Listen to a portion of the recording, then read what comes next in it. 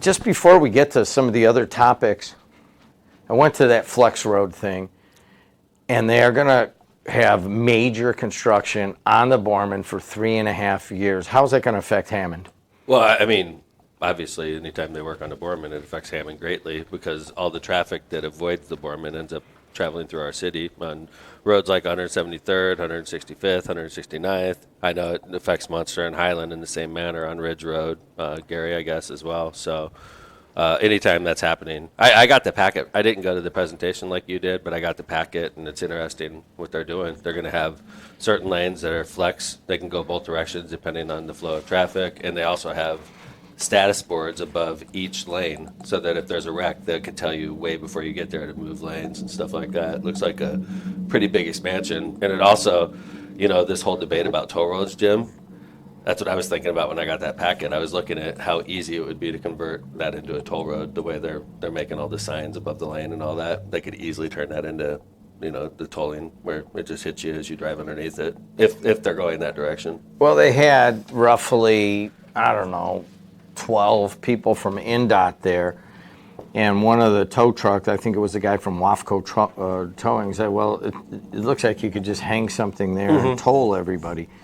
And the head of it, and the head of it said, we're not going to talk about that. We don't want to go that. And then everybody in the whole crowd said the same thing. It's That's like, crazy. I said the same thing. All you're doing is you're making this a toll road. You could easily just toll everybody now that you... That's crazy. You had the same thought. I'm glad to hear that, because as soon as I got it, I'm like, they're definitely turning the Borman into a toll road. If the way they're doing this looks exactly like the toll plaza you drive underneath. So it is it's one every half mile from 394 to I-65. And they gave the dimensions. It's basically like a guaranteed rate billboard every half mile. Right. So they're like, when you're looking at the one in front of you, you'll be able to see the next one and the next one. And they're massive, and each time they got to set one, they got to close the Borman. Wow. So that's at least 17 times. Can you imagine what your city's going to look like on 173rd? They'll probably do it at like 10 o'clock in the morning, instead of 10 o'clock at night. It was a little late, so I think we're going to do it right now at 6:30. Yeah. Let's close the Borman. Right, but that is coming, and that will be something that we all have to deal with in terms of infrastructure. You've been dealing with some major infrastructure issues with the 8.2 inches of rain that came to the Robertsdale and North Hammond section. There is a lot of concern about the sheen that was on 121st. There's actually Munster last night was dealing with a sheen in the cobblestone area. What do you see happening in and around BP that affects the city of Hammond? I have no idea how BP ended up having a problem during the flood. I don't understand how their plant works. Obviously we've been dealing with the damage and the flood in Hammond. I know that the BP is a totally separate issue that's affecting Whiting and to a certain extent Hammond neighborhoods as well. But I'll be honest with you, I'm not an expert on what's going on with BP. It seems to me, though, from where I sit, that we've had 3 problems in a year, 3 massive BP problems that have affected the neighbors and affected the city and it's affected the region, so that's no good. But I'm not sure how having a flood relates to what happened at BP, if it relates at all. But obviously it compounded an already bad problem. We're sitting there trying to deal with flooding, and then all of a sudden BP starts smelling like it's about to go up in flames again. Well, yeah, they basically had to burn everything off, which outside of the fact that everybody loses a ton of money and there's major danger, it's one of the most beautiful things you'll ever see in the region when all the flares are lit at BP at nighttime as they were.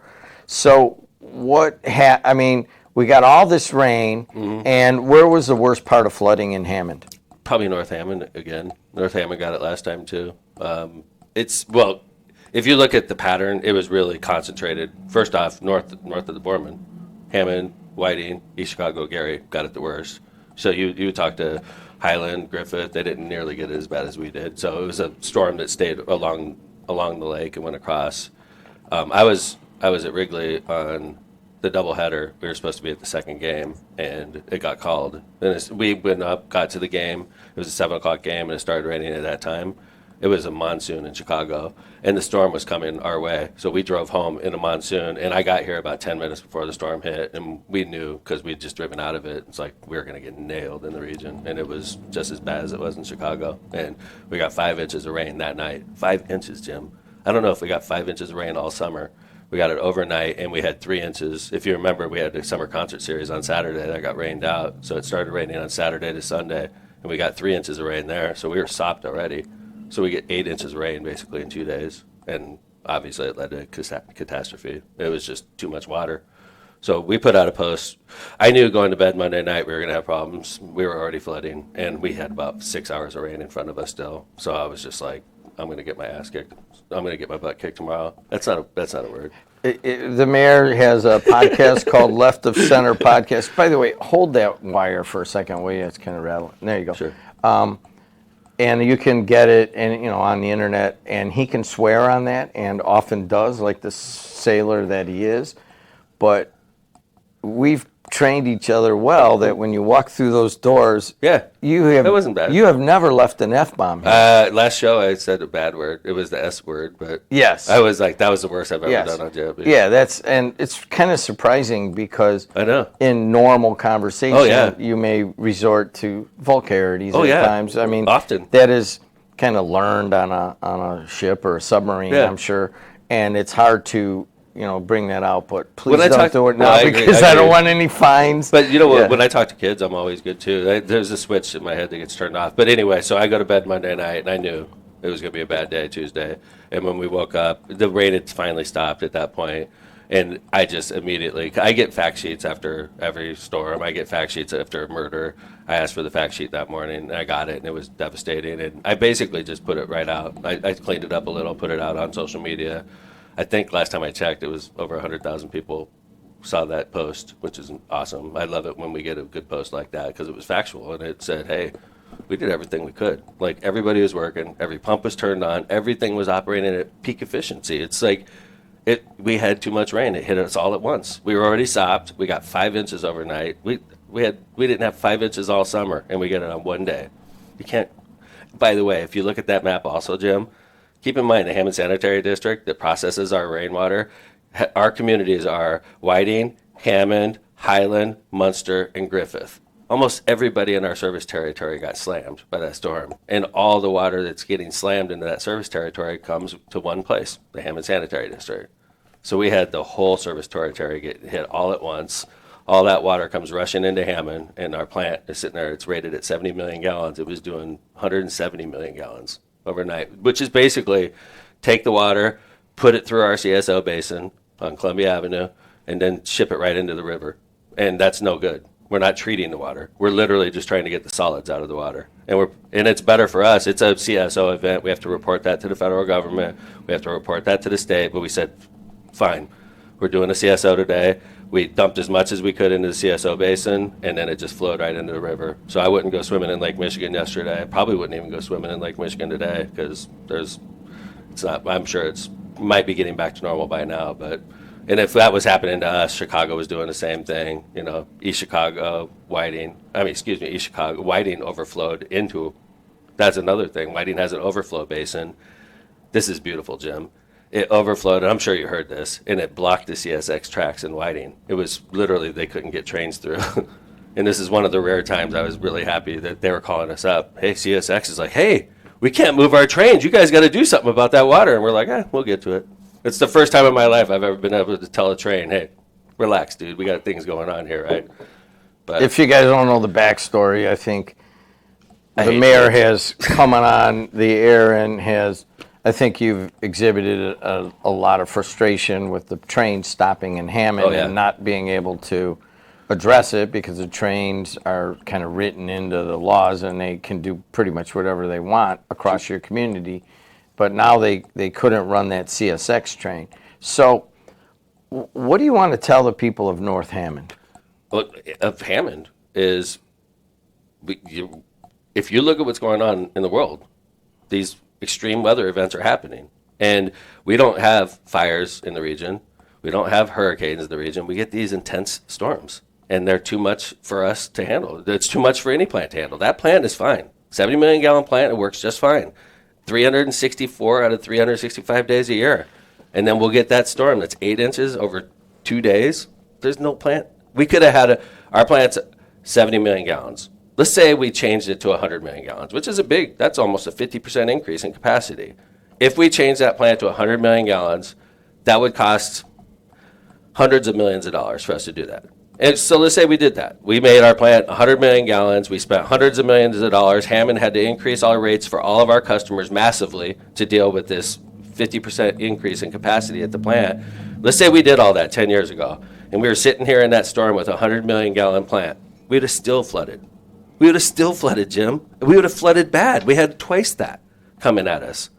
These storms you can't, when they hit us like they do, there's nothing we could do. We were literally bypassing the plant, dumping right into the river. That's a federal event. We have to record that with the Clean Water Act and with the federal government.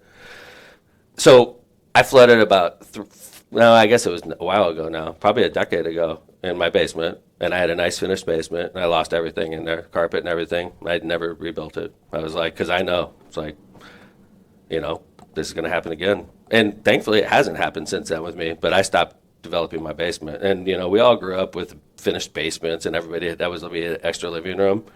You're taking a big chance nowadays with a finished basement. I don't care where you live. If you have a finished basement and we hit one of those storms, there's little that the municipality, there's little that the district can do to protect you, and that's just a fact, Jim. I mean, and there's things that you could do locally to help protect your house. You could put in the check valve.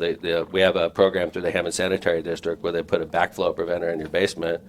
I did not do that yet, believe it or not. It costs like $3,000, and that's usually what keeps people from doing it. But it's a check valve. For anybody that knows what a check valve is, it allows water only to go one way. You can't go. So if you put this check valve in your basement where the water backs up, the water could go into the system, but it can't get from the system into your basement. We have a program that helps people do this in their basement, and when they do it, fixes the problem, but it's $3,000. So a lot of people don't have that kind of money sitting there, and they're playing Russian roulette. I saw on the news last night one of my constituents with a beautiful finished basement, and he's like, everything was ruined. And it's horrifying for me. It's horrifying, but there's nothing we could have done to change that, Jim. What about Hessville? Hessville got it too. I mean, it was a spotty storm. We got it all over. But, I haven't seen the flood map from this one yet. We're still taking data. When I see the flood map on this one, you're not going to see it in one place, though. It's going to be scattered. Seems like it's concentrated in Robertsdale, North Hammond. There's a concentration up there, but it is definitely scattered across the city. This one was basically citywide. So, is there basically nothing that can be done at this point if we get another rain like that? I mean, is there anything that we learned from this situation that we could apply to another 8-inch rain? Although, from what I understand, it hasn't rained 8 inches in like over 100 years in Robertsdale. But I'm not sure. Yeah, I mean, I don't know. So one of these old timers sent me a thing of that was literally a 100-year rain. But are you confident that the infrastructure of the storm and the sanitary sewers can handle the water that could come to us? Or is it just if we get another 8-inch rain, it might happen again? If we get another 8-inch rain, it probably will happen again, Jim. Okay? But we usually don't get 8-inch rains. We get 8-inch rains once every decade. But when it happens... 100 years from what the guy was showing me, yeah. But yeah, okay, so let's go back to my analysis that said, okay, we're going to change our plant to 100 million gallons. Just looking at the plant, honestly, we've looked at how much water plants cost. So sanitary plants, if we want to increase our capacity by 30 million gallons, I don't know, it's at least 100 million. It's at least. If you were just doing maybe a separate plant that's 30 million gallons. So we have two plants right by each other, right? So let's say we spent 100 million just doing that. We'd also have to change the infrastructure because underneath the streets and across the 300 miles of roads, we have certain size diameter stormwater pipes. And if we need to make those larger across the entire city, how much does that cost, Jim? If we have 12-inch diameter pipes and it's limiting how much water we could accept, so we want to go to 18-inch across the entire city, I mean, you're talking hundreds of millions of dollars if we were going to do that, all right? And this plant's been there since, God knows when it was built. I don't mean to geek out on the sewer part, but obviously as a laborer, that was what I did, was install those, mostly storm sewers, but sanitary sewers at times. And what I just remember digging up in Hammond is that a lot of it's very old. Oh yeah. Yeah, and I mean you're carrying the water to a brand refurbished Hammond Sanitary District. My daughter worked there. I understand how well it works, and I went over before they filled up the big basin. I took a little tour of it. Nice. I'm kind of, I guess, into it a little bit. I played golf with Mark Grimmer the other day. That's all he does is sewers, and we talked about that. I just wonder if, in the end, is this something that we should learn from, or is it just we have to maybe not fix our basements up and understand that this? I mean, does it go back to the change in the climate? Oh, no doubt about it. In my opinion, I mean but that's arguable too, because I'm sure there's certain listeners that would call in and say, "You're crazy, Mayor. There's nothing going on with the planet. You're just making that up." Okay? Because unfortunately, we're dealing with that kind of issue in America too. We can't even agree if the storms are worse. We can't even agree if things are changing weather pattern-wise, which is ridiculous. Because I'm 56 years old and I see it with my own eyes. Nothing empirical, but. So yeah, I think definitely the weather patterns are changing, and it's making our storms more intense, and we may have to have this debate in the Hammond Sanitary District one day if it becomes a common problem. We haven't flooded. I remember the last time we flooded real bad. I was at the Bears Tampa Bay game, and this sounds bad. Every time something bad happens, I'm at a sporting event apparently. But I was at Tampa Bay, and I got the phone call, "We're flooding, Mayor," and that's the worst phone call you can get. Because nobody's happy when it floods. Nobody. My wife would be mad at me if it floods. So everybody gets mad at the mayor. Everybody assumes we did something wrong. Everybody assumes you left a valve shut. Everybody assumes we forgot to turn on a pump. None of that is true, Jim.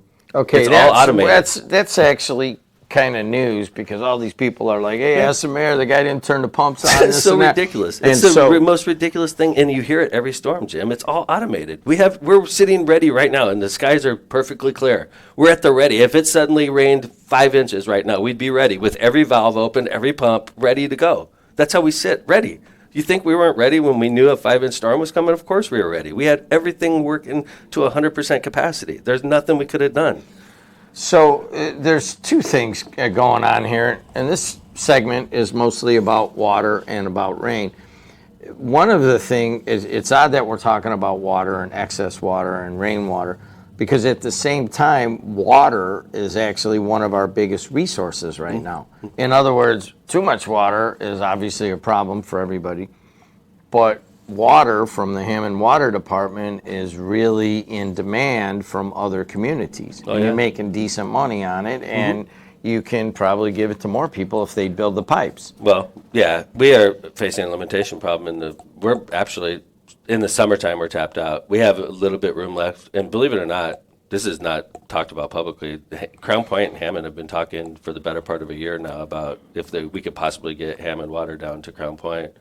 And that would change the city. Oh, man. Because that is one of the issues there. Oh, yeah. It is the main issue if you want to move to Crown Point. I agree with you, Jim. The water, so in Hammond, you're paying about $2 for 1,000 gallons of water. In Crown Point, you're paying 5 times that. So their water bill would be $300-400 a month in Crown Point, just the water. Does the infrastructure exist to send water to Crown Point, or you'd have to build some? We'd have to build lift station, transfer stations, things like that, and we'd also be really close capacity-wise. So we're looking at things that we could do, and it's a real difficult problem, just if we could even get it there. And if we have enough capacity to bring them on, if all those things lined up, then we could talk about moving forward. But yeah, Crown Point, Mayor Land's a great mayor. He's been looking at ways to try to help his residents, so he came to me, and we're looking at it, because I think Crown Point and Hammond are like sister cities.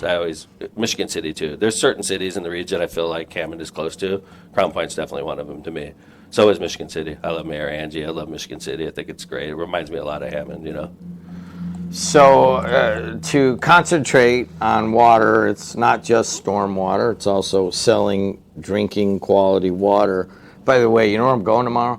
I'm going to meet Dave Dabberton and swim off the Hammond Marina. He swims to the wall and back like most You're mornings. Swimming with him? Well, I'm not going to swim. I'll go with you. I'm swimming in the triathlon on Sunday. I'm not. Believe me, I already told him, I will go halfway and turn around. Nice. So I didn't realize that all the way inside that break wall, where the You're talking Lake Michigan, right? yeah, Lake Michigan. Yeah, that's where Dave I lives. didn't realize. He goes, well, it's only Yeah. about 3 feet deep. Yeah. I'm like, it's not 3 feet deep everywhere I should go out there. in that basin. And I'm like, once you get close to the break wall, there's all sorts of rip currents. He goes, yeah, I get a little bit away from it and I turn around. I go, so you don't even stop and rest? He's like, no, I turn around and do this. So he talked me into it. I'm going to go halfway awesome. and turn around. I didn't know you were a swimmer. I'm not. I mean, I'm right here. The Hammond Y has kind of changed my, I guess, workout life because Do you swim now? I go there and swim. But Dude, the that's what I do. part of the problem is, I mean, I go there early in the morning and I can get a lane. But if you go there any time after like 7, you're sharing a lane with some dude who's Totally like sucks. got bad eyesight and he's always bumping into you. I mean, it's a great thing. It's a little bit crowded, more than I would have ever expected. Yeah. But in a good way. They have the old. I got this on right now. The old people weights where you can do the circuit, and then and you can go swimming, but you kind of got to time it because there is so much demand. I don't know where all these people are coming from. All these kids are in there all summer. Luckily, school went back. Otherwise, the Y was almost unusable because Patrick went back to Purdue yesterday.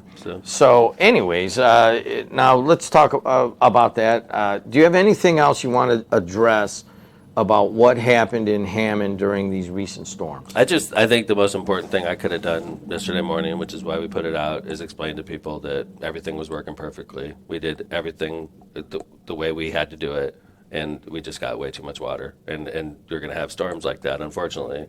And we had one. And when that happens, the water backs up, and it's unfortunate that it causes damage. I feel horrible. That's obviously the last thing we ever want to see. But when you just if you do 8 inches of rain across our entire service territory, it's hundreds of millions of gallons that came to Hammond all at once. And when you have that, it's like dumping a barrel full of water into a bathtub. It backs up. One political question. Sure.